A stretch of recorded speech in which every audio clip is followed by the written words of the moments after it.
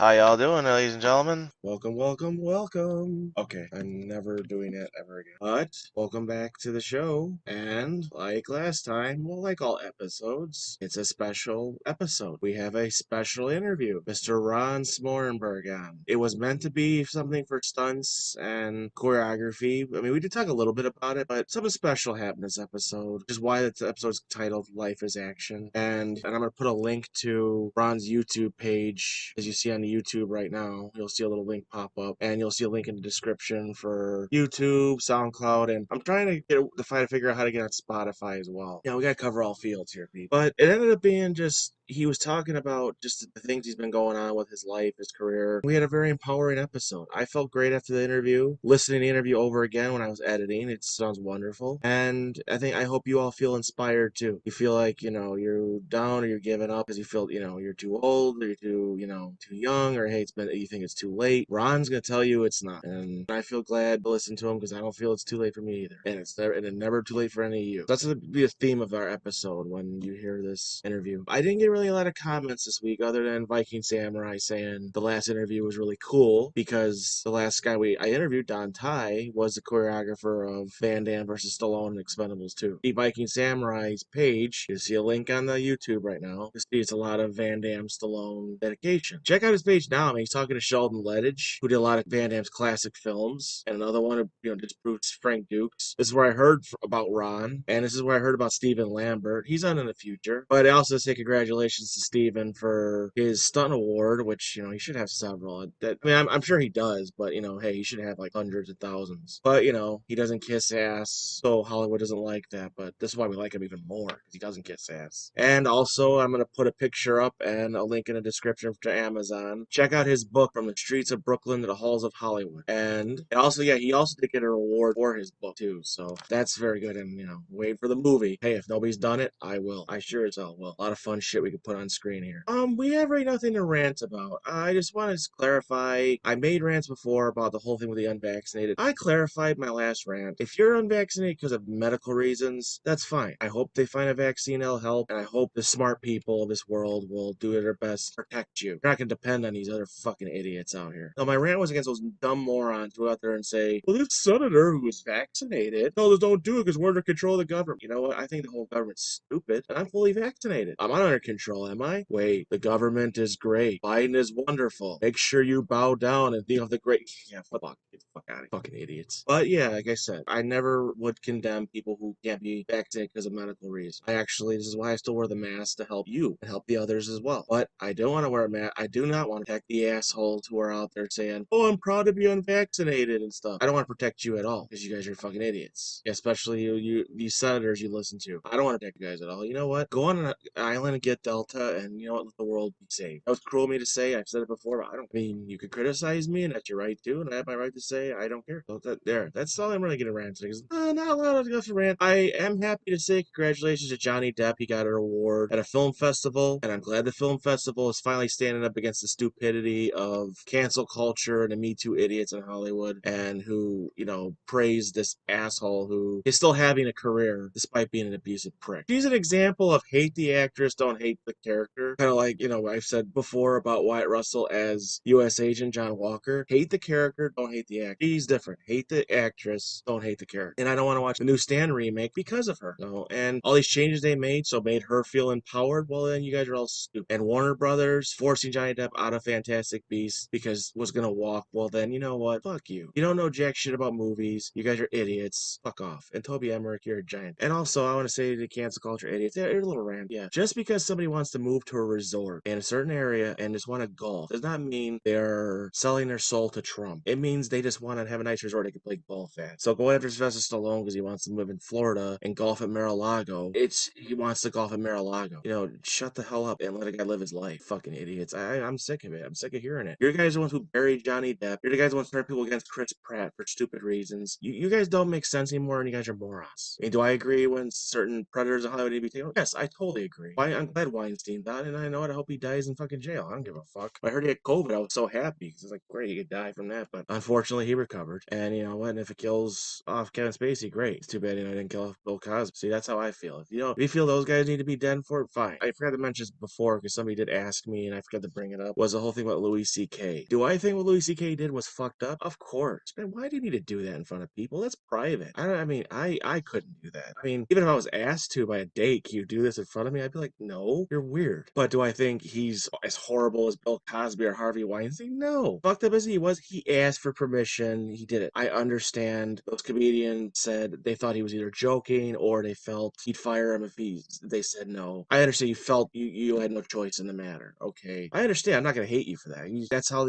some of these power hungry idiots who Me Too is destroyed, who I agree with, have basically made Hollywood feel that you have to toe the line. But the only one I was making threats against people saying something was his manager, which no knowledge of, and he even said he fired the manager because of it. He even said they ever felt they had to, they didn't have to. But I mean, the whole thing saying that, oh, he needs to be buried and gone forever because he's worse for no, he's not worse than Weinstein or Cosby. He's a little screwed up, yes, but do I think he should have a career again? I mean, maybe not on TV, but he should do stand up. I still think it's wrong that some streaming or some TV don't put a show on, but they'll put the Cosby show on. That's ridiculous. If anybody should be gone forever, it's that shit right there. See, he needs to go away. But Louis C.K. thing, fucked up, yes. Does he deserve to have a career again? I believe so. I mean, but if he feels he needs to beat off in front of people, then okay, then he needs to take some time to get his head together. Not a lot of comments, and it was just that little rant. And I also want to praise my friends on here. Praise the Amber. She found a better working environment, and it's all Hoosier state working. So, and she lives in Indiana now, so near me, so it's even better with Nate. And hopefully she gets her loaf of bread.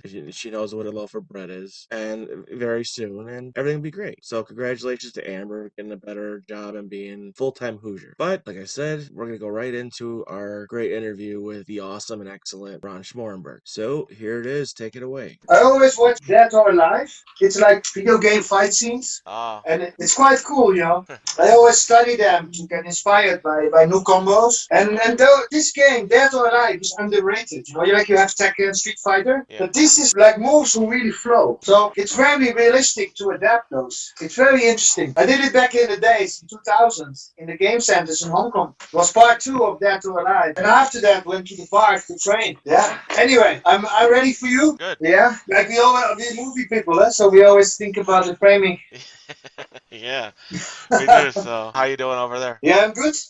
We in Bangkok right now. Now we have a lockdown. Ah. So 9 o'clock you have to be home, and normally I train at 11 to 1 o'clock in the night. So now I have to be a little earlier, but it's okay. We do editing. I sleep late editing. I just did a previous today for a knife fight scene with a lot of POV, and I test a lot of shots, combinations of shots, see what works. So it's learning and doing in the same time. Nice. It's interesting. Yeah. Like I said, part of my series I'm doing for my podcast is basically, we go into stunts, and now you become kind of famous with stunt stories right now. I mean, you can't say for the best reasons, but hey, it's good that you're getting the real story out. So. Yeah, it had to. And I've been kind of bullied because of that to keep me in a certain position, which I think I didn't deserve. But I didn't know too much about movie business, and now after all those years, I had the guts to do it because I know who is who, and you find your own way to do stuff. And some people you think you need to maybe to get blacklisted or not, maybe you don't need them. You can do your own movies, or you have circle of very nice people who not like that, and I have them. But yeah, before I was like, shall I resist this story or not? And I've been, it's like living under pressure, and I couldn't. I said it in other interviews too. I couldn't watch the fight scene anymore. It always gave me a bad feeling. Well, this is actually a dream coming true. And if they just said in my stance that I picked up the timing and afterwards it went okay, and it did, it would be so much better. That's just a few lines, and even the Jackie Chan stuntman complimented me, Ron, you're picking up, and you just need a little bit more experience, but you're gonna make it, positive stuff. And then I saw my stunts, it was like, whoa, this is now cool, because I had a manager who wanted to bring me to LA. I had Jeff Pruitt from Power Rangers contacted me for Matrix, and it was instantly I think that's not gonna happen. Yeah. Yeah. I remember watching a documentary all the time because I always I'm a big fan of Jackie. I kind of grew up on Jackie a little bit, and I remember seeing Who Am I in theaters. And that's when I started getting more trying to interest doing martial arts again. Because right away I was thinking, Oh. like when I see your fight scene, I'm thinking to myself like, who the hell is that dude? And I want to do that with my leg too. That pose you did. Even my cousin was like, I don't even see Van Damme hold his leg that straight up. Yeah, well, if you look very closely, it's like 170 degree. Because if you shoot it from the front, right, it's a little bit like, it's not like 180 or like that. But Yeah. basically, to do this, you have to go beyond splits. And I Yeah. remember, we talk about action, and this is action. Yeah, I it remember the is. days after. All Yeah, right. yeah, I'm muted Oh, for one a second, second. one second. Yeah, I can hear Yeah. you. Sound as well.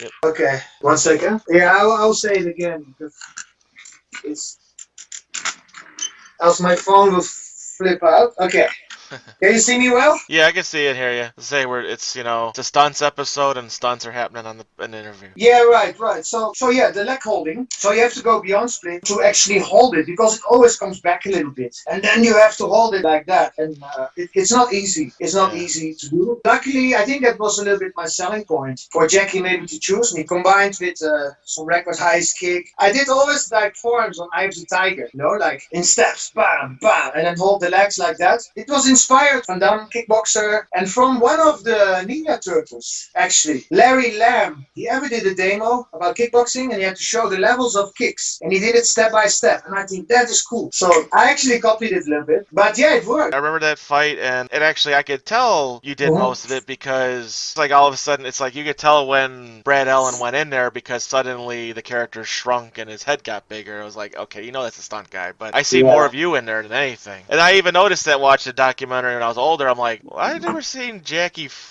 overact that bad on a normal day. I'm like, huh. And then when you sell me the story, I'm like, oh, that's why the documentary said sell it. I'm like, okay. Yeah, that's right. Well, Brad did great. He's amazing, Brad. Yeah. So there's nothing wrong with him. Like he was there, so people like to work, right? So if he had a chance, he did it. But they never let me try this combo he did. So they swapped basically the documentary. So Jackie got angry and they say Brad got in. No, Brad already did his combo. And then we have this thing when Jackie makes a very long combo and very difficult when the making of came. And then things started to change. But combos before, like the getting the jacket and stuff, and it was also some kick combos. It went very smooth. All the kicks after 360 sweep, those were even my combos I suggested. It went very smooth. And okay, maybe a few punches in between. I was not a good puncher, to be honest. Now I am because of injuries. I started to focus more on punches, so I got better at that. But that was my weakness. So yeah, I can understand this. But Brad was great. But they didn't let me try that combo. I think maybe because it has a lot of sweeps and it's very fast. So maybe Jackie was a little bit like, oh, if they let me do that, maybe he would feel uncomfortable with that. And later I did the combo myself in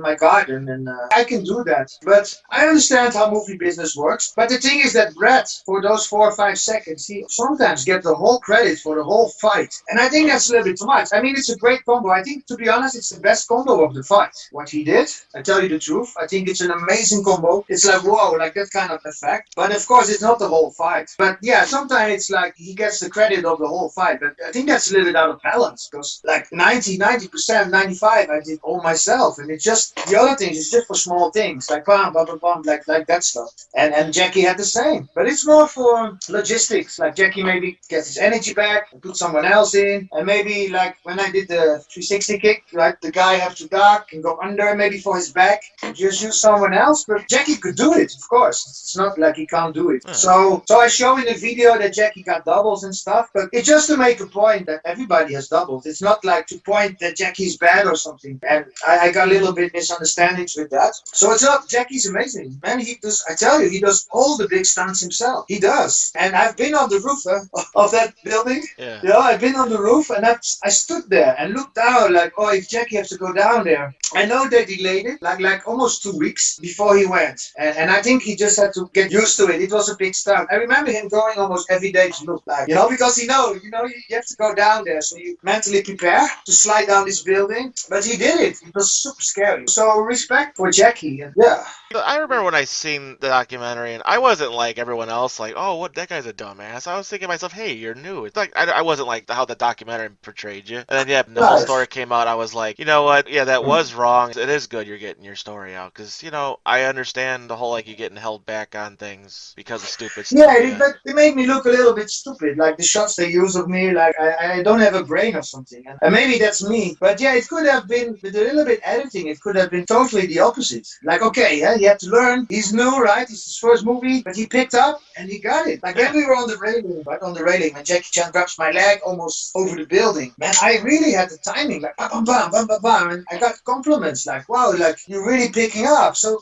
it would be just nice if they could just say that. And then, Yeah. those 22 years, it did affect me. And I had some compliments like I'm blaming, like what happened before the fight. Some stuntman stole my suit, tried to get my part, all this weird stuff. It's not blaming, this really happened. And I just want to give an insight to the viewers, to you guys, Yeah. audience, what can happen on the movie set. And it's almost more incredible than a real movie. Wow. Then that story about what you were with your friends and you decided to put my stunts on to kind of just make you look bad. Like, that's ridiculous. Yeah, I just heard one guy just told me he confessed 1 week ago between the interviews. He said, now you're talking about it. Like one guy always sends my stunts. He sent it around to everyone who knows you. Like this guy always send it and he's one of your best friends. He just send it like, look at this, Ron looks stupid. Like one of my best friends. He just left Thailand, by the way, but I just found out that he did that all the time. Like, so he tried to sabotage my career. Like, and he knows himself, he's a stuntman. He knows how hard it is, right? Even Scott Atkins and Andy Chan in their Life of Action. Yeah. Life of Action. They talk about this, like poor Ron,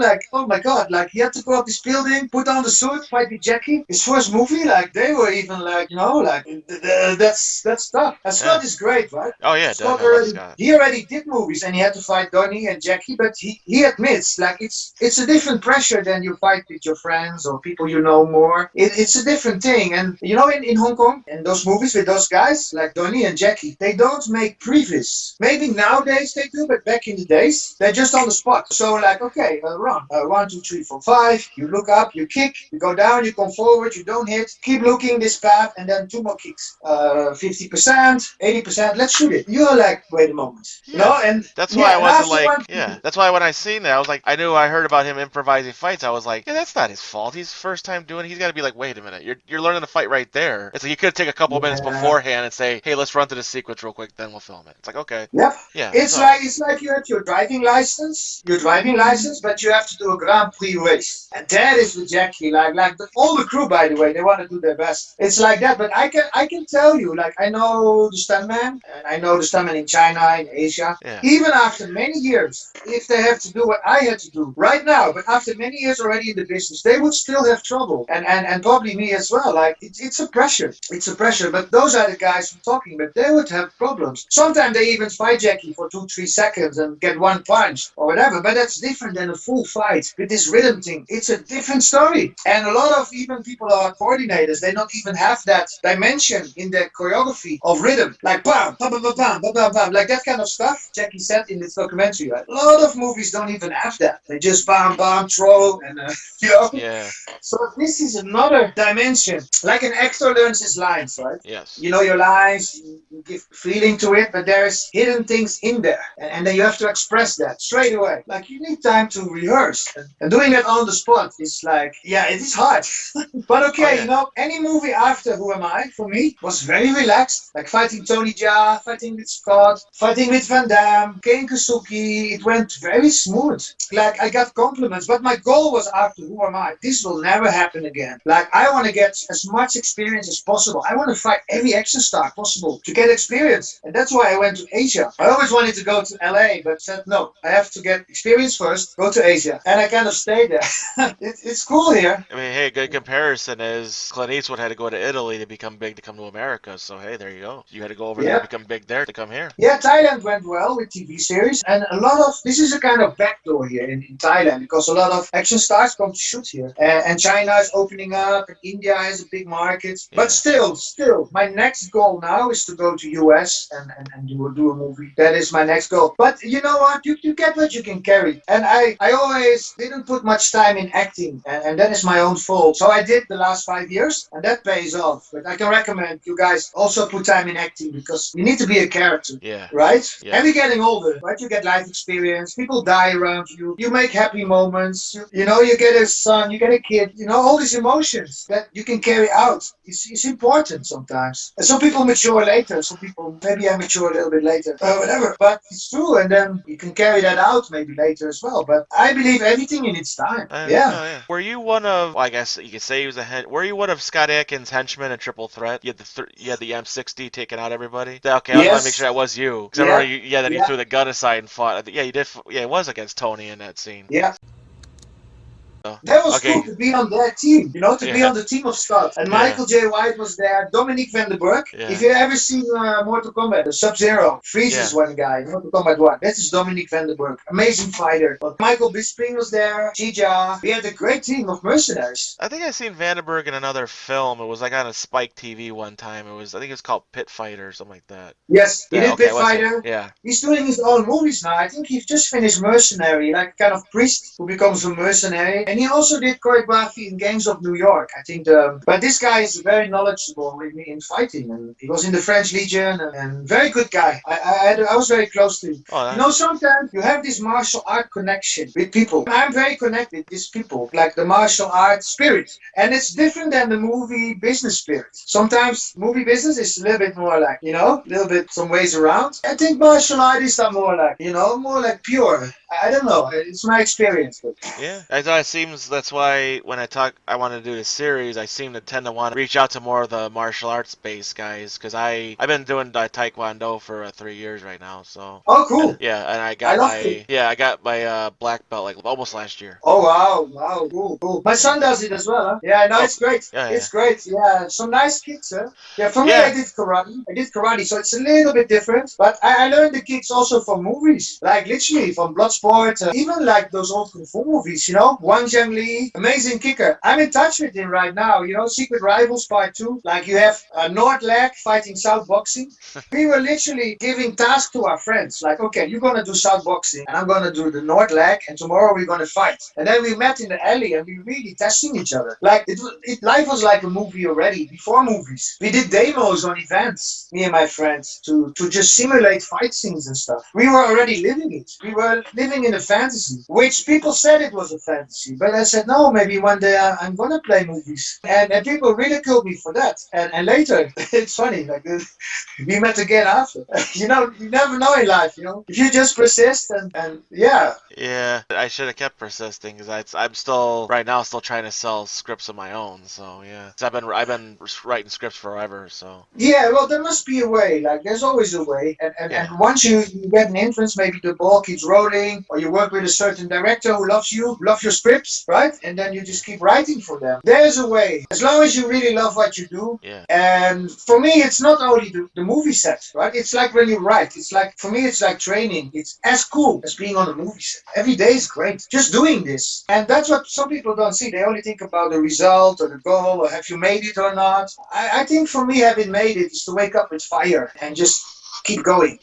To wake up like, let's do this today. Let's make new combos. Let's do some research. Let's develop. Like the flower is growing, right? And when the flower grows, good. But when the flower is not growing anymore, the flowers start to do like this. I mean, it's a flower. It's not something else, but start to do like that. And that's not always good. yeah. I know. It's like when I practice with the weapons, I know I train in it with the Taekwondo plays. After I practice the forms of it, I'll kind of do like an imaginary fight scene. Like, oh, I could do this with this and do this in a part, and then I'm thinking later I'm gonna write this down. Yeah, that's the weird thing with inspiration. It just comes like in the weirdest moments, even when you're on the toilet or wherever you are in the bus. So, and not when you wanna think about it, then it doesn't come. And then sometimes just on certain moments it just pops up. Like, oh, you have to write it down. Oh yeah. Yeah, I think that's with creative people like that. I think so. Yeah, because I went for my birthday, I got to go to this kind of like, not a seminar thing, but it's like a sword experience, and it was Adrian Paul showing you how to handle doing the swords. And I walked into this warehouse where they were doing that, and then they were going to film a little like a sword fight thing on film. I looked at this little warehouse, I'm thinking to myself, oh my god, I got a finale fight like right here. Like I can fight up here, or fight up here, or fight up here. It worked. Like a game of death type deal. You're going up different levels. It's like, it works. Well, that's how you think at some point, and you cannot undo it, right? What you said about, you just imagine it, you just see it already. And I have that in Bangkok when I just walk and I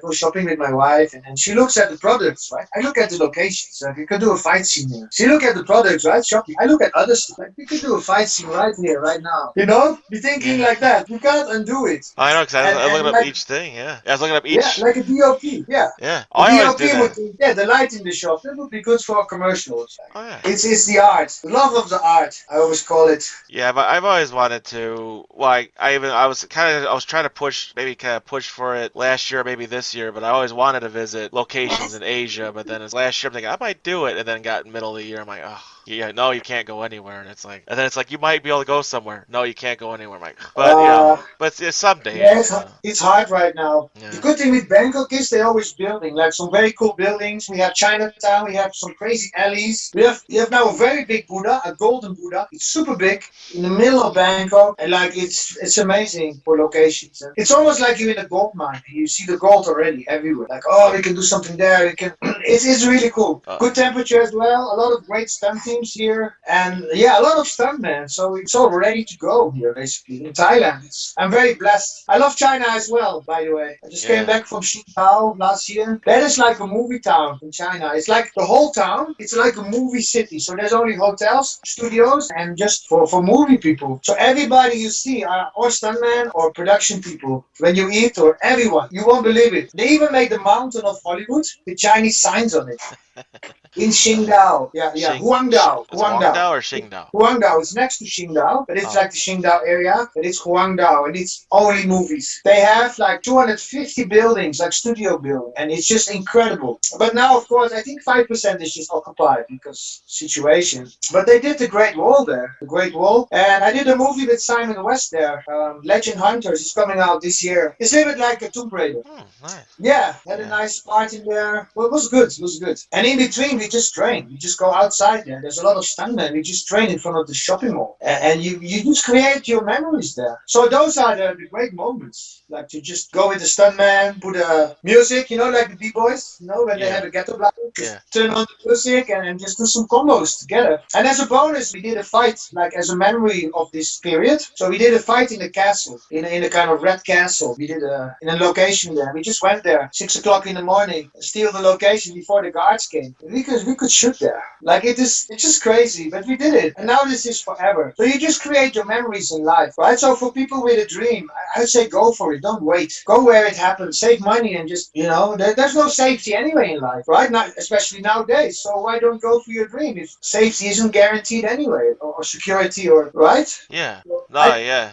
Yeah. I think the safest thing is to do is just follow what you're really good at, because that's what you really will love every day. And I know people, they are mentally already died because they go to their work, they don't like it, they come back home, and it's just suffering sometimes. And you can see that. Like artists, okay, we maybe have more risk. We don't know when the money's coming in. I don't know next week what's going to happen. Luckily, my wife can stand it, right? She's used to it. But another girl would maybe say, look, I can't handle it long. Like, this is it, right? 80% of people would not be able to handle this pressure. But my wife, she's used to it and she's relaxed with it. And that's amazing. So you need to create your circumstances around you who can also support you with that, right? I'm talking to the audience as well. If you have a dream to play movies. This will be like the theme of the episode as well, is this, because this is what I need to hear as well, because there's times I feel like I've mentally died. I mean, my job, it's paying me well, but still, it's just like going the same thing. It's just like, getting up, doing it, but then when I get out to places to buy books or buy movies, I just feel like, oh, this is great right now. But then when I practice with my martial arts stuff, it's like, okay, this is pretty fun. Let's have some fun with this. Yeah, I was always in the martial arts shop, with all the products like the dumbbells and the karate suit. I was there for hours just to be there, right? You have certain spots in your life, the same as the training spots, right? Some places where you get energy, where you train, maybe on a hill, maybe, for me, it's a car park. And people say, why you go to the car park? Why you not go to the gym? Well, I've seen there girls doing sit-ups, and every sit-up they look in the phone, right? I don't want to see that stuff. Like people distracted in the phone. It's not aligned with my fanatism. This. it is another thing. They just it's more like dating over there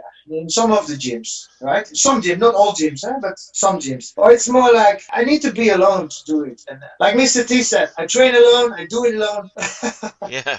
That was a good one. Yeah, and of course, sometimes we train with people. Of course, you got to. But to find yourself and redefine and the lab of everything, sometimes you got to do that alone. And that is, if you look at some inventors, right? Inventors, and they need their time. They cannot always socialize. And they ask me, hey, Ron, let's have pizza night, or let's have a dinner, or let's have a model night or something, whatever. And I said, I don't want to go. Like, it's just like, what are you up to? What are you doing now? What project you working on? It's not relaxed because it's more like people ask you, what are you doing and what projects you are. It's more like fishing about jobs, but I already can work if I just do choreography or editing or so I'm a little bit maybe introvert in that way. But sometimes you gotta be a little bit different. And yeah, I admit it. It's maybe what helps. In my case. So we don't need that social stuff too much. And it's great. Like I enjoy parties, but then it's like a bonus. And then we really go crazy. But that is a bonus. It's not the majority of time you spend. It's just impossible. If you really want to make a difference, you have to be different in everything. But you cannot be like everyone and then just follow what everybody does, the pattern, because then you will become like that. You have to be a little bit crazy to make that difference. I think so. But for me it's not crazy. For me this is normal. But my wife said sometimes like, "Oh man, you never stop."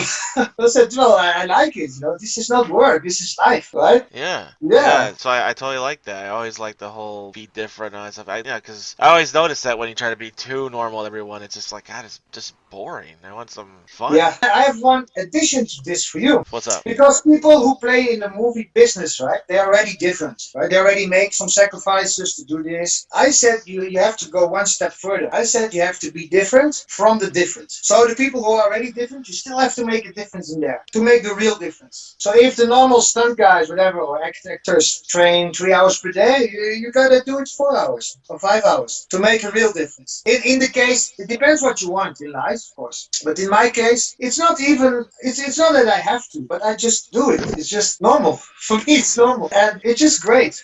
You need more hours per day actually to do everything. You can't do it. So you have to kind of choose, right? What is good for your body? Like I like to do the kicks. For me, I like to do Aikido, some Kung Fu moves combined. This is my style, which look good with me. But I'm not good with this, and this. I won't be a bodybuilder, which is too big. I will be slow. That wouldn't fit with me. I Yeah. can't be too skinny. I wouldn't be a threat. So you gotta define yourself like a video game character, right? Like power, speed, all those things from scratch, basically. And then you gotta design yourself. And it's very cool. You can add gimmicks to it. They ask me, who am I? Well, Ron, what is your gimmick? I said, well, I always crack my neck, right? So like, yeah, like that. Yeah. I do it anyway. And do something with the legs, make it loose. And they used it, right? So you need something to remember. Like Chuck Norris had the chest hair, right? It's something, hey, I remember Bruce Lee had this. Yeah. Right? Yeah, and sometimes the people get ridiculized like for what they are. Like Elvis had this special voice, like the gospel voice, and like a little bit the dark voice, the black voice. They said but that made him special because he always listened to gospels in the church from the people in the country yard there, and that's what can make you stand out. So people said, Ron, you have an accent, right? You'll never make it. You have an accent, man. And then I watched this video with Schwarzenegger. He said, keep the accent. This is what made the Terminator, right? So it's the opposite. So if the naysayers say no or don't do this, then you have to do that. And that's very interesting. Minus and minus is a plus. I can conclude it. That's great, actually. I need to hear that, and I actually, because I wrote it's on Amazon and Barnes. Maybe I'll email you a link to it if you want to check it out. But I wrote a book which I put out last summer, and I say a lot of stuff in there about naysayers and forget this and stuff like that. But like not as very detailed like you just did it, but it's about that same wavelength. But no, that's good. I loved hearing this. Yeah, and this is not, it's not like I make some stuff up. This is like conclusions after many years, like why this happens. In the beginning, you're surprised, like why this guy's acting like that. And then it keeps repeating, so you make your kind of own theory. And it's very weird because you start to read people. Like if I go to a set right now, and in 30 seconds, I know already, like this guy I have to avoid. This guy will talk bad behind your back. This guy is nice. This guy is real. Like you kind of sense it, like a dog. Like you can sniff who is scared or who sniff who is. Mostly with the insecure people, it's the insecure ones. They are feeling threatened by your presence. So when you're very happy on set, hi guys, some people won't like that, even if you're just happy. Like, Yeah. oh, this guy is, he's present, he's in my light or something. And that's a very weird territorial behavior, which is always there. And when you get used to it, you're like, okay, it is what it is. But I love this job, and there are some great guys. There are some cool people out there, Yeah. and they are jams. They are jams. You just need to find them. Yeah. Yeah. I always listen. When I practice my martial arts stuff, I always listen to music myself. I actually was listening to some of the Oh, tracks you posted on your page. oh, And so, cool. and I was doing some of the forums really quick. I'm like, wow, that really helped there. Wow. Well, those are songs which empower me. And I did it after this other interview about the Jackie Chan related things, my stunts. Yeah. Like, okay, now I'm moving on. Like, this is gone. I will not talk anything anymore. This is justice has been done. Now let's give a playlist. I had so many people contacting me, had the same issues as me, but they were scared to bring it out. I kind of stood there for a lot of people. It was not only me. Like, actually, I speak out for a lot of people in the business who have been bullied, or stunt people keep them down, or gatekeepers, or this, or they say they are too old, or they're not good enough. I'm not joking, like 25, 30 long emails, and it took me 3 days to answer them and read them. So I said, you know what, now I can move on for myself, right? It has been very positive. A few people tried to talk, tried to undo you, and it didn't work. So great. Finally, justice. I said, let's make a playlist. Let's share all the good songs with the people to empower them, and let's have a new start for everyone. Like, all together, let's do it. Something like that kind of mindset. And I asked them, like, ask me questions about movie business. I don't care. People have dreams, right? You cannot undo those for others. Like, it's a crime. Like, that it's taking away somebody's life power. And some people are very proud to do that. Like, I blocked this guy, And they're so, like, they're making jokes about people, but they are very serious about their life and career. And for them, this is everything, right? And yeah, some people not maybe have the whole package, but they try. And there's a lot possible in this life. Like, for me too, I'm not Tom Cruise, I know, right? And I have an accent, and I'm from Holland, and whatever. We're not perfect, but look at Schwarzenegger or Stallone, right? They didn't want Stallone in the first Rocky, right? You heard Oh this yeah. kind of Rocky, and he persisted. And look at him now. What would the movie business be without Stallone, Of course. right? Yeah. He's not Tom Cruise, but he is a character, and he has Yeah. something to share with the audience. Like, this motivational thing. He's an underdog. So this whole story of my stunts, and actually, and people will not believe it. They say I'm blaming, but I'm very thankful for this at the end now that this actually happened like that, because I've not been spoiled by cars, movie business, fake people. I'm coming from very down, from -0 to build myself again and try to fight all these action stars and build. And now 23 years later, I'm going to do my own action movie, but I had to build it. And so the cost, the toll of stepping in very high to fight Jackie, right? It got its toll as well. So it was a great opportunity, but it got its toll by getting, a little bit punished for that I had to learn and stuff. But I accept it. And we are fighters, right? We are fighters. Sometimes you need that. You need like a kick under your butt, like, come on, like, keep going, right? Yeah. This is life. And I think now I can carry out more than if things would maybe happen differently. Now I can give this message because I have endured all that stuff. People said in some Hong Kong website, oh, this is this Ron Smoorenburg. Like, all the stunt guys make joke about this guy. But man, I'm training hard. Like, I'm serious. And they know the real deal. Like, when you go on set with them, they feel threatened, and it's true. They feel threatened. And it's just the insecure people who group up and try to be like that. But it's their own insecurity. I'm still very secure and confident. And it's like a big mission. And I'm very fortunate that this mission is also with other people to empower them, right? Because a lot of people came out. I was surprised by this. I'm glad you get what they actually did cause that, or you weren't one of those like people who would speak out, nobody says something, and then somebody down the road, oh yeah, this happened, and then everybody's like, oh, you're such a great for doing this. And you're like, wait a minute, Ron did it first. What are you talking about? I'm glad that didn't happen to you. I'm glad people were like, yeah, good for you. Yeah, exactly. And the good news is for people, if I'm really that bad, as they say in my stunts, right?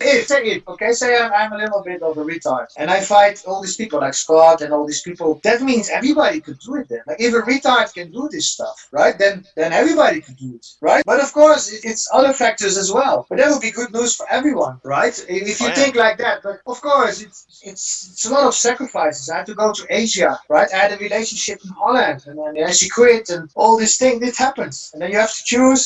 And some people choose the other side, like they want to please the girl, like, oh sorry honey, I will not go to Asia, I will stay with you. And then they break up 4 years later anyway. And then the guy lost 4 years because the girl didn't support him anyway. And I've seen that with my friends. It could be me as well. So again, I found an amazing wife, and she said, I'll kick you to the US. You know, you go there and you're gonna do movies there. You know, she supports me with that. But another one will say, don't go, right? But I have a friend in the same boat. He's probably gonna kill me. I'm not gonna say his name, but he'll probably know I'm talking about him. But oh shit. he's in the same boat. Like he wanted to go into the Marines, but he mainly wanted to go into musical theater. And this new wife now just came along is basically now he doesn't do any of that. And I mean he's happy with his daughter, but you can see it in his face at times. He's just like, I've asked him, you listen to my new podcast? He keeps saying, I'll listen to it. Maybe I'm lucky he won't listen to the episode. But Well, I you should want, listen. yeah. Well, no, yeah, maybe, yeah, he should listen to this and still give it a Yeah, shot. yeah, and then that the problem then is then you're going to see your wife or a relationship as a ball and chain sometimes, or indirectly you can say she's responsible of I didn't do this or that because I tried to please her, and then it's becoming bad, and the one dark spot it becomes bigger and bigger, and it can end the relationship anyway at the end. Yeah. So it is sometimes all or nothing. My wife always, oh sorry, not my wife, my ex-girlfriend in Holland. My wife is okay, but my ex-girlfriend in Holland, she said, okay, you are on a holiday. I support you on. You're 29 now. Can you promise me when you're 30 and you're not famous, you'll quit? You stop everything. You become like my brother, like some painter. I said, oh, when I'm 30, it just starts, right? It just starts. I'm not going to stop. She said, yeah, but if you're not successful, can you promise me? Give it one more year and then you will stop. I said, no way. And I was on a holiday with this girl. It was supposed to be a happy time. She was pissed off the whole holiday. She let me feel it like a needle, like I did something wrong, basically, to choose for my life, basically, for my career. And it could have been with her, but I had this pressure and it's terrible. It's like I accept you, but you have to change. It's something like that. And changing people at a certain age doesn't work. Like, oh, my girlfriend is great, but I wish she would change. Like, then she's not that great. You know, and that's a lot of relationships actually are the part which make people don't go for their dream. It's a lot in relationships, expectations from others, the social pressure, the banks will lock you, the car, the job, it's all connected. We are in a very smart system which connects the bank, your job, and everything with one, because without this you can't have this. So when you let something go, you have to let everything go. And people can't do that. That's very hard. It's basically you're on the street if you do that. And that is the sacrifice you have to do sometimes when you go to Asia and follow your life as an actor. Ask yourself, the people who are watching now, ask yourself, if I ask you guys, okay, you like to play movies? Can you sell your car right now, break up with your girlfriend, sell your house, quit your job, and come to Asia? See you next week. Can you answer this in 5 seconds for me? If the answer is maybe, then it's already wrong. You have to say yes, of course. And that's the question. It's a hard question. Like, are you her? Like, but it's conflicting. Like, I want to play movies, but I don't want to do this. And it's very conflicting. I know, but the sacrifice part, like we have this energy drink bottle in Thailand. It says 3 things: passion, devotion, which is all good. The third one is sacrifice. And that third one, that is the hardest one. What you were saying earlier about, you do have the cool people out there and all that stuff, because I think the friends I have now are the reason why I actually got in and stuck with martial arts, because the friends I had years ago were the ones that were constantly criticizing me doing it, and I got to the point where I was like, maybe I shouldn't do it though, but I still liked it, but it's still, I would look back at it thinking, if I didn't listen to those idiots, I would have been doing this for years. Yeah, they should encourage you. I mean, this is something really cool, you know, about the insecurity and stuff in making money with it. And sometimes surviving is winning, and the money will come, the big money. So they can't have that thing. Even my family tried to say, what about your pension? I said, well, I've never stopped working. I'll work behind the scenes or something. I don't need a pension. I will never stop. When I stop working, I'll die. Like in here. So, yeah, those people seem to worry about you. Like, oh, don't do this, don't do that. But I think they should support you, because it's also nowadays, it's a big mental battle. It's not only physical, like being fit. It's a big battle for the mind these days. Like with the COVID, with the governments, with the pressure we have. It's mental survival as well. And the martial art is very good to help with that. Like, you know, to draw back in training, get back to yourself. It's almost like meditation. pushing for me, and we need that. Yeah. I know, because like when I was thinking of it a few years ago, I was starting to do that kind of again, that that where you're thinking you're undecided. And my friend Amber was finally like, if you don't do it now, you're never gonna do it. And I just went, you're right. Yeah. And I did it now, and Yeah. I'm still in it. So Yeah, I agree with that. And of course, when I went to Hong Kong, right, I saved some money. I went to Hong Kong. I was scared. I had this kind of phobia. Like, it was so crowded. Like, I stayed in the hotel, like, the first half day, like, this city is crazy. And then I started to go one round, go to the McDonald's and back, and then two rounds. And then I started to really get used to it. I know a guy, he went back straight away home. He couldn't handle Hong Kong. Like a stunt guy. He gave up. So the fear for the unknown, right, is sometimes bigger than the real thing.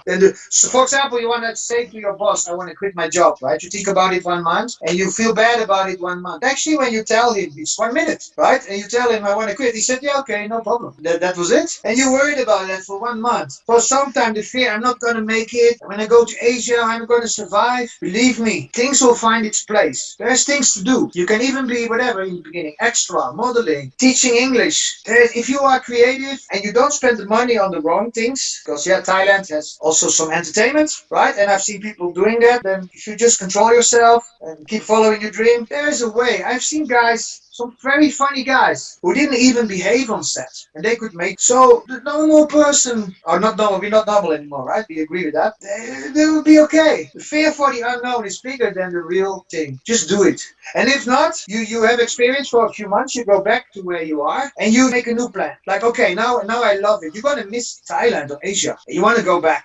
And then you prepare better. yeah, And then there will be a one-way ticket. I went to LA like right after I graduated from my college, and then like I've been wanting to go back since. Like, oh, I loved it. I want to go back. Yeah, yeah. Well, I went to Hong Kong first and then back to the office for 5 years. It was torture for me. So when the boss wasn't there, I was downloading, like, I even have my own wallpaper right now. It's Hong Kong. So secretly I was watching this Nathan Road, all the streets where I've been, and I just missed Asia. And then later I came back to Thailand again to fight with Tony Jaa. But yeah, it's like a call. You have, if you're listening right now, you have a call, guys. We have a call, an inner call, something telling us, like, it's maybe we know that peace inside, like something is calling you and it's not in balance. You have to listen to that and answer this call and go for it. It's a kind of call. I had it in Holland, like just asking me, like, what am I doing here? Right? And listen to that, because the answer might be there. Yeah. Oh, yeah, no, definitely. I love it. That's what I seen this year, especially when I was listening to your interviews. Like, you know what? I've been kind of slacking with trying to get these scripts out. I got to really start beating, pushing it. And hey, if I have to spend a few dollars to send it, I got to spend a few dollars to send it. Yeah, it's always good. You never know. Small things can change something, and from one thing can be exponential. That's why when you are on set, I always say give more than you take, because you will always keep working. So you give me $100, right now. I give you $120 back. So my value, what I give to you, is more than you give me. Oh, you would love to keep working with me, right? You get more value than you give. So, right? You just need the energy to do that, and when you have that, it's okay. And then you keep working, and it's this kind of mindset. Some people are the other way around. Like, okay, when it's time to, when it's wrapped, when we stop shooting, and it infects the other people on set, right? And they start to get this energy down because we just want to create good stuff. Because the better we look on screen, the more we into this, the better for the movie, but also the better for our careers. It's a win-win for everyone. And yeah, so this is also how to behave on set. It's everything you do, like with your family on set. It's life. It's the whole mindset like that. Yeah, but because I know people in Thailand, for example, with Asia, with a lot of talent, like more than me, but they not get jobs because of their mindset, and that's very sad. If they just change a little bit ego into power, they would work all the time. But it's very weird how it works sometimes. The configuration is a little bit off. Yeah, ego is not needed. You just do your best. And respect you cannot buy, or by talking or whatever, you can't buy, and you have to earn it. And yeah, but of course, justice you have to stand for. That's why this Jackie Chan story, I had to put it straight. And I don't want to earn respect. I just want to, actually, I want to earn respect. But I have to put things straight. Like, if things are not like it was, or you have to put it. Injustice is not good for you. You have to fight that. But you also have to admit, I had to learn. The fight scene with Jackie, I had to learn the rhythm. But we picked up. And some things are a little bit funny, the way this whole documentary went. Yeah, I agree. But at the end, here we are. And in all those 23 years, I've been full on fire. And even more right now. So it's all good. If it means anything, you got my respect for that. So. Well, thanks a lot. And for me, I love to share my experience with the people. I believe also when we make, thanks for that, by the way, for the Yeah. respect. I believe in when I make my own movie, I want to transfer this fire in there to the audience. It's not just like killing people and do some cool techniques. It's a movie which put people on fire, right? Like the old Rocky movies, something like Yeah. that. That's missing nowadays. Yeah. And I want to bring that back because I can kind of know where it comes from. I have this feeling. I tell you the truth. I want to transfer that with the audience. So we have people on board who are all thinking like that, who are all in this mindset. Even the composer, like let's make some very cool songs which make you jump out of your chair, right? And he's calling me in the night, Ron, I finished the song. Listen to this, right? Then Yeah. that is how excited we are. It's a little bit like young people, like excited, like very young people, but you can't lose that sometimes. It's good to stay young inside. It's energy. I think it's good. It's of course the movie business make you very mature with some other things, with people how to deal with stuff, but it's a mix of both. You still need to have this joy in there. It is without that I would have given up 20 times. I had the chance to give up so many times. You will not believe it. I have my credit been stolen as an action director. There's a lot of stuff happening, but again, it's part of it. Ask other people who are in the business for 30, 40 years, 20 years. They have similar things. It's like a minefield. You always step on some mine at some point. It's like a fighter, right? Like doing MMA fights for 20 years, right? You get some injuries, right? You get some hits, you get some knockouts. You can't avoid that always. And it's a little bit like that. That's life. It's movie business too. You'll step on a landmine sometimes, or an investor will pull out money, or somebody steal your script. Be careful, huh? By the way. Somebody will steal your script. It's gonna happen, huh? And then you learn and oh, definitely. If you're in the business for 10, 20 years, somebody's gonna steal your script. Sorry to tell you, but expect it. And that's regular.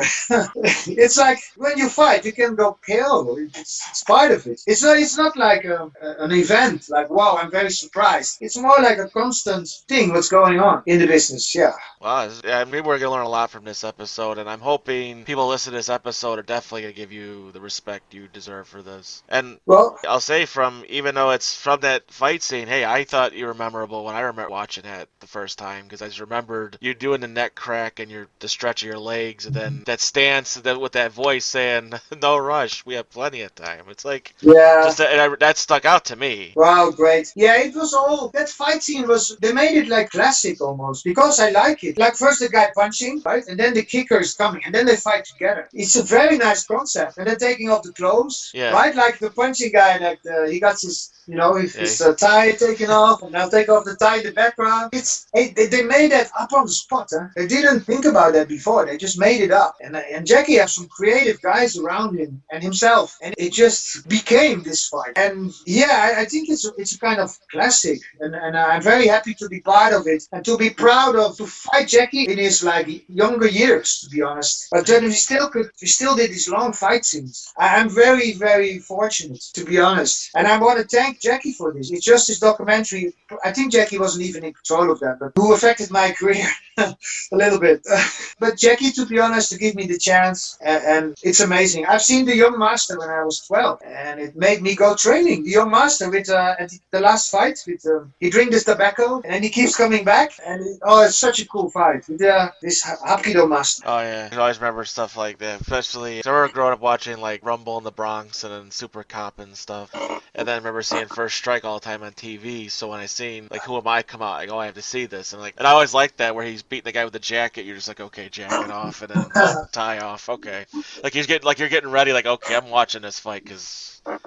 But I remember Wow. his 80s stuff like the Police Story and that, and then even though it was one of those American attempts, but his fight against Bill Wallace, I always loved that fight. So Bill Wallace is a kicker as well. Huh? He's good. I think his left leg, he's very good. Benny the Jet, and I said it also in another interview. Like Jackie is very good with that. Because he kind of plays the underdog. He gets hit. So the good thing is Jackie's opponents can go for it. Like they can show their skills, and that's not always with the other actors. Like oh you can't do that kick because I'm doing it, or But with Jackie, that's the very good thing. You have to be as good as you can. And you can fire it all at Jackie. That is great. Like the Drunken Master 2, right? Ken Lo versus Jackie Chan. It's just epic. And that took time to shoot that fight, but it's so epic. Like, you create history. You create history. And being part of movie making, and you create history. You're part of history. So that's why it's very cool. And yeah, my stance was history too. Sadly, Yeah. but you know what? This is an example how real life can go and what can happen to you. And yeah, like look at people like Britney Spears and some people, you know, like who are in the media sometimes. That's even worse sometimes. It's happened. Michael Jackson, how they talk about him sometimes in the past, and even Elvis and everyone, even Bruce Lee. He got Yeah. challenged, Bruce Lee, by the real kung fu masters. Like, what is this Jeet Kune Do? You know, Yeah. like, come on, fight. And that happens when you try to do something different, right? Yeah. And even Tesla, and all those people. But you know, we have the guts to stand in the fire and to endure that because we know that we are on the good way. So I always say get ridiculed because then you know you're on the right way. But then the more people talk, actually the better you do. It's the opposite world. So don't worry, guys and girls, get empowered by it. It's very opposite. But please, if people ridicule you or say, oh, what you're doing, get empowered because that's a confirmation you're doing it right. Definitely. This was excellent. I have no more questions to ask you. Anytime I think of a question, anything I think of a question, you've already you were answering it, not realizing it. So, But I but want to no, thank you for letting me talk because I always talk a little bit long and when I'm in the flow, right? You just let yeah. me keep talking. So thanks for that. Because yeah, I love to share, of course, with you guys and girls. That's why I love these interviews. I want everybody to just give them stories and give you what you give, this advice to everyone. And Mm. trust me, I wish I heard this a long ago. So, but hey, if Oh, well, I'm hearing it now, it will still help. So, it's never too late. I mean, look, I'm 47, right? Some funny guys say I'm too old, but look at Expendables. Look at the highlights of Stallone and of, oh my God, it just starts. yeah, There's new guys coming out, 50 something. Liam Nielsen, Keanu Reeves is in his 50s. It's all good. You know, every age has its grace. And now, the moment we have more life experience, this is the time we have to share. If we stop right now, like, where does this experience, where was it good for? No, now the audience need to feel that. And then let's inspire them. What those action stars did with us when we were young, let's give it back to society. Now it's our turn. Let's do this, right? yeah, definitely. Yeah. Sorry, but when I seen some of your videos, I'm thinking, I hope I could do that at 47. But you know, and then even if you just try, like it's just even the trying. Like again, people define success always different. But for me, for some people, success is like making a lot of money. Well, it's not everybody like that. Like it's okay. So sometimes you can make a lot of money. Sometimes it goes. In my case, and sometimes you're just surviving. I'll tell you the truth. I've been very simple. I've been very happy. Surviving is winning sometimes. And so yeah, success is different for everyone. How you define it. And if you're just happy with just trying already, that is so cool. And then when you older, right? You create your own adventure. So when your best pension when you're 65 or whatever is, man, I went there, I tried it. I wrote those directors like, please look at my script. They made a movie out of my script. They did it. You know, that is just amazing. But if you never try, yeah. So when you're older, you live in the past. Like my grandpa, he lives in the past. But he always talk about when he was young. That was his pension. And some people die even before they get their pension. So your pension is now. What you do right now. Let's create it. Let's take some risk. There's no risk if you follow your dream. Anyway, I always say that. And I hope living example of that. Even me after being ridiculed by my stunts and then still keep going. I started from -0. And so why not? Right? And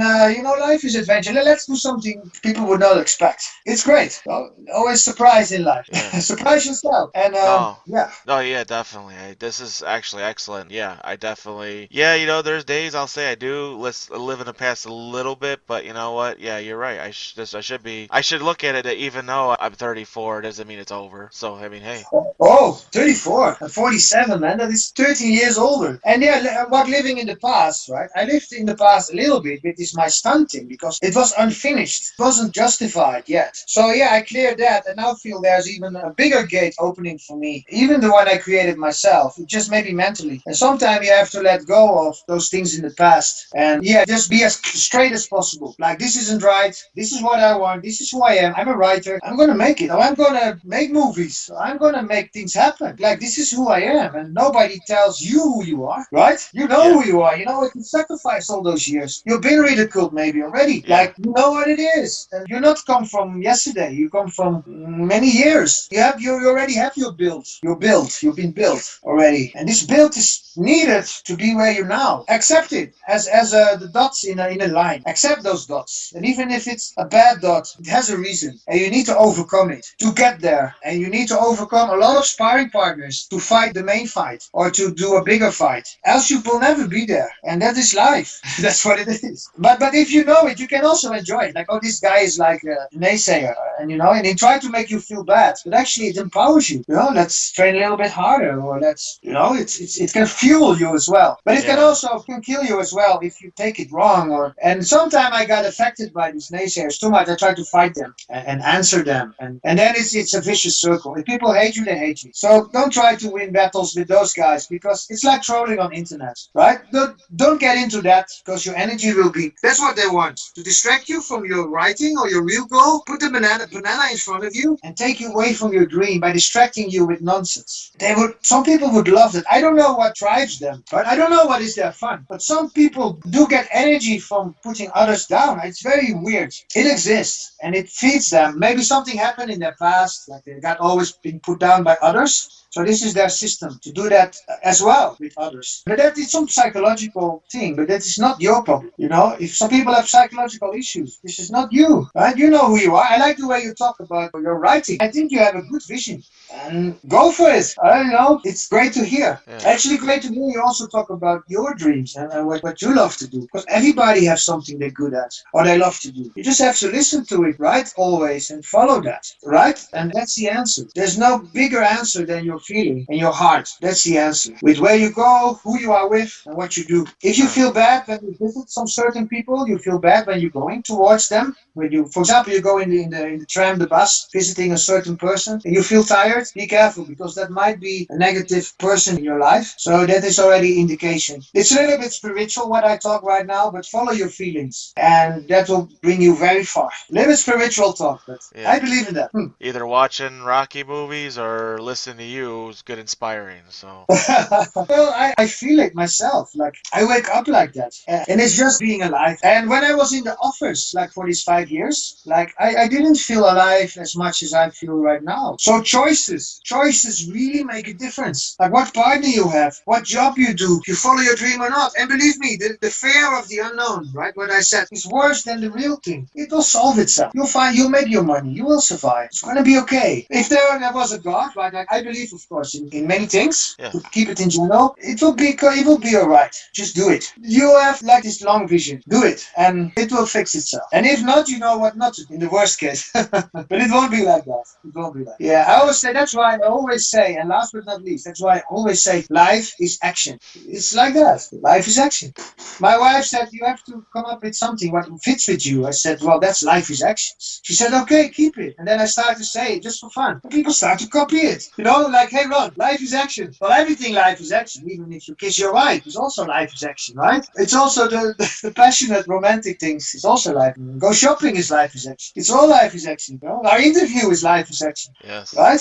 Sure is. Yeah. No, But again, thank you very much for this. This is really great, and I feel really inspired right now, and I hope the listeners feel inspired as well. And it would be great. I want to thank also the audience for watching. Like we've said a lot of things in this interview. I want to thank you for watching. Also, thanks for your support, yes, right? And if there's anything, feel always free to ask questions or interact, because we are coming from certain backgrounds. So there's nothing more important than your dream besides the love of people around you. So don't hesitate to ask questions and fight for your dream, because it can happen. That's what I want to say to the audience. And I love you guys. Thanks always for your support. of course. And thank you for being on here. Anytime. All Life right, is action. yeah, definitely need any answers to some stuff. I'll definitely message you sometime. Always good. Nice to talk to you. Nice talk to you too, man. Keep up the good work. You as well. All right, have a good day. See you. See ya. Well, that was the interview with Ron, and wow, it really I got no words. Man, I feel really great after that interview, to be honest. Like, these are words I've been needing to hear.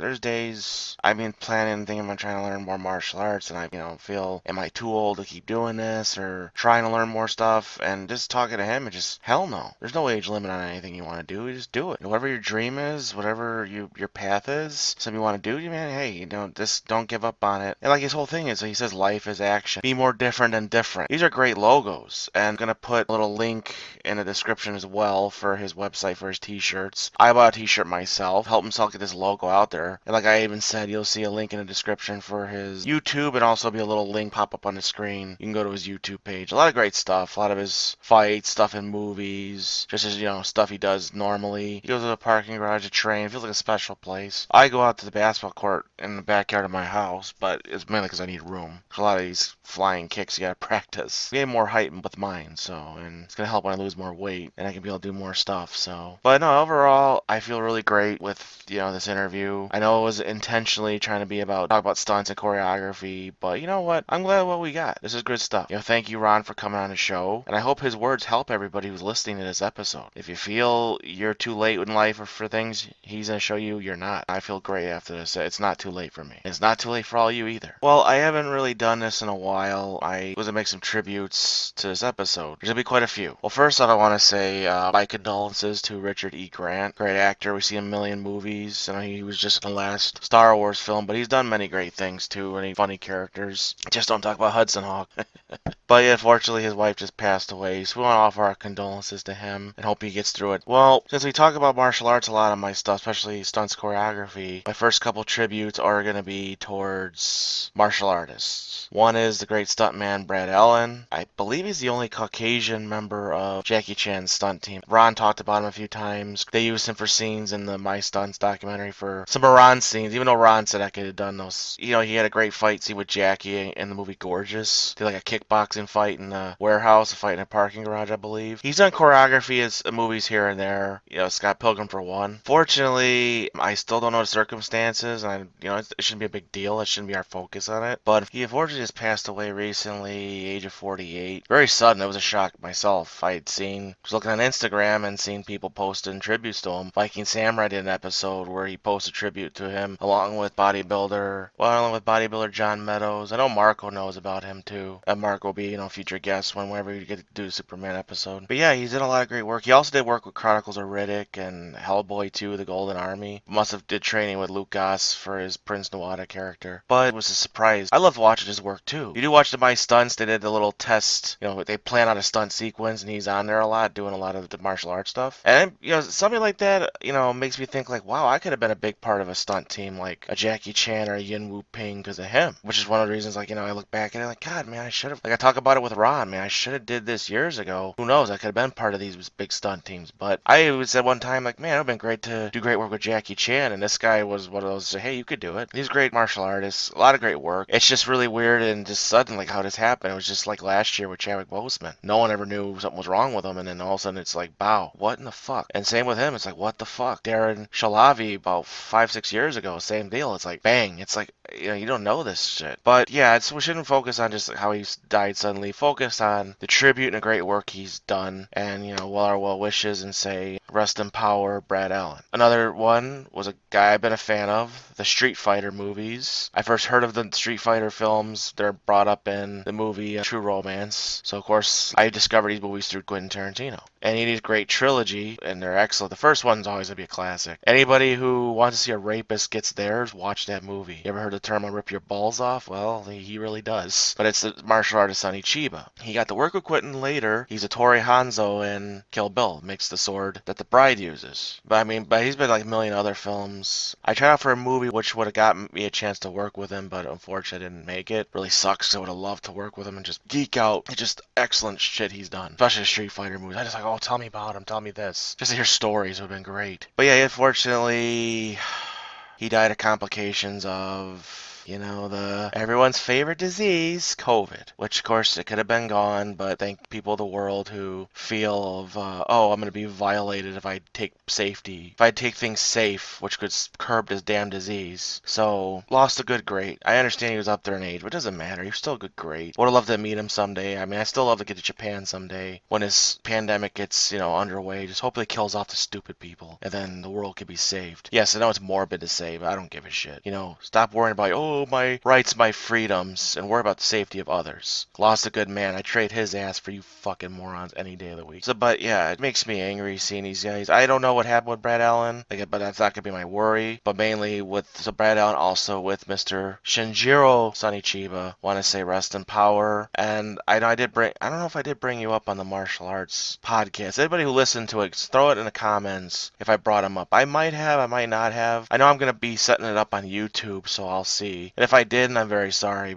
Because he was a great, member of the martial arts genre himself. He was more just brutal. I mean, Bruce Lee was graceful. This guy was about just killing you. It wasn't about fighting guys off. He was basically about how can I just rip you apart internally. And he did. I wasn't really a fan of him beating and killing a bull in a movie because I don't like seeing animals being murdered in films. Hence why I got so angry with the wildfires in Australia wiping out the koalas. But he had great films. I loved him as a Street Fighter character. He also did Gogol 13 in live action. It was decent, but nothing's going to beat Gogol 13, though, the anime. But overall, I want to say rest in power, Mr. Chiba. And even though you can't see me, bowing my head to you, sir. Well, that's the martial arts tributes. Now we're going to go on to the wrestler tributes. I know a lot of people, mainstream wrestling fans, might not know him because he was big in territories, WCW from the 80s into 2000s before that piece of shit Vince Russo decided, oh, he was just useless, get rid of him because he's a fucking idiot. Just like how he replaced Bobby Heenan on Air with Mark Madden. Shows how much of a genius that fucking moron is. If you can watch him on Dark Side of the Ring, if he's this guy from New York you just want to punch or kick in the balls, that's him. Likely Vince Russo. But his whole wrestling name was Beautiful Bobby Eaton. Might not have been, handsome guy, but it just went with the gimmick. He always was a good heel. He did some good face turns here and there, but his biggest thing, he was part of the Midnight Express with another fellow podcaster, Jim Cornette, as his manager. There was incarnations. There's him with Dennis Condrey, then with Stan Lane, and they did some decent, runs in early WCW, but mainly they kind of used him as an enhancement talent, which I thought was a total fucking insult. I think they tried to help him with training wrestlers, but he only wanted to train near his hometown, which is good because WWE would have just misused him because they're fucking stupid too. But he was a very great wrestler, very graceful in the ring. I still would not want to take a leg drop on the top rope from anybody. From everybody says if you want to take that or a knee drop, he'd be the guy to do it to you because I feel like pillow is landing on you. But I'm still not going to test it. But he was a great wrestler. I felt he deserved more respect than what he got over the years. He unfortunately, earlier in the summer, he lost his wife, and then not long after, he passed away. They still haven't said how it happened. I don't think it should be a big of a deal. My opinion could be maybe he kind of internally gave up because of, a broken heart and all, which is understandable. He's wanted to be with his wife, and it's, it happened. But still, it's just, I'm glad there's people out there who look at him as the legend that he is, and I want to pay my respects to you and say, beautiful Bobby, all the real wrestling fans want to say, we love you and rest in power. And just keep dropping that fucking leg on Alabama Jam, it's called. Just keep dropping that Alabama Jam and every asshole you see. Well, we talk about life as action, this whole thing about being different, not letting things get you down and everything, because it took me a while to record his exit because I just been having bad days recently. Just like if I mentioned when you heard my Western podcast, I was just my brain wasn't there, and I always felt bad. I mean, I don't know if I might redo it again, or I gave you enough info, or I sound more chipper and everything and into it. I mean, I got into it later because doing this brings it out of me. But there's days we all get that where we just feel like shitting down. And I'm glad this interview happened because it made me feel better. Unfortunately, I wish I had this episode out sooner. I'm not sure if she would have listened to it. We're talking about a women wrestler. She wrestled in WCW near its last year's. She had a very interesting gimmick being this crazy screaming girl. And man, did she have a scream. It was loud. I mean, I seen her at a live event and hearing it was like, whoa. And she ended up in TNA when Cornette and the right people were running things before Russo came in there with his bullshit. Any other rich dum-dum in there. And yeah, no, I think she wrestled a few more years. She wrestled in TNA for a bit, but then I think about 2011, I think she retired because of injuries. And the injuries I think may have caused diagnosed CTE, which I think was why she's had these mental issues for years. And I heard about it. I just had to go on Twitter and her name mentioned, saying that people get a hold of her, please contact or call police or something. I'm like, what the fuck is going on? And somebody messaged me and said there was a live stream of Instagram where she's basically suicidal on it. I'm thinking maybe just like let it be an outburst where, let these people are writing in the comments, don't do this, and people are even trying calling and selling her. I know you say you're alone in the Instagram video, you're not. Just please, everybody loves you, cares you. Don't whatever you're feeling right now, it's wrong. It's in your head. Everybody cares. Fortunately, the words didn't resonate. The police managed to find her address. They were too late. And it got me really upset. And then having bad days on Friday just made me more that's why I didn't record on Friday. But I felt I really needed to pay this tribute. And say she was not always a great wrestler, so should have been something big and someone who should have had more respect in the business. But she had his deal just being in the big places at the wrong time and dealing with the wrong type of idiots. And I wish if she did listen to the podcast, she would have listened to this episode. I wish I had it out sooner, but like I always learned for years, I can't always blame myself for everything. But we would do want to say from podcasts and other wrestling fans that do like listening to this and love my tributes, we want to say her real name is Shannon Unger, but we all know her as the wrestler Daffney, we all gonna miss you. Sorry, our words didn't help like it should have.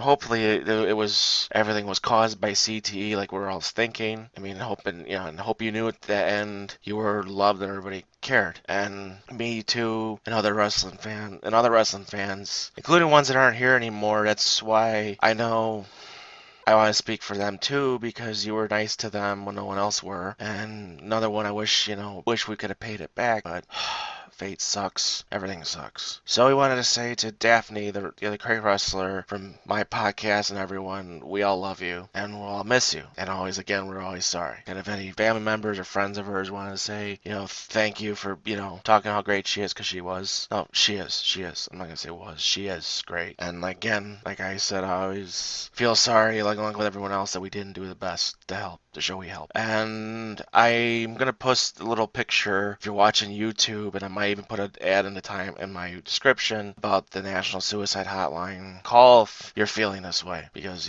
and we just don't want more of this shit to happen, because it's happened too much, with Chester and others, and then this, and it really just really sticks me right here just talking about it. And it made me upset knowing, thinking, if I could have helped in some way along with everyone else. But we can't all blame ourselves for years. Trust me, I know. I blame myself for years for other things, and it just kills you every day just thinking about it. Daphne, if you did see the show or not, just let you know, didn't matter. I was a big fan, and I love you and the work you did, and I'll miss you, and I'm sure everyone else feels the same.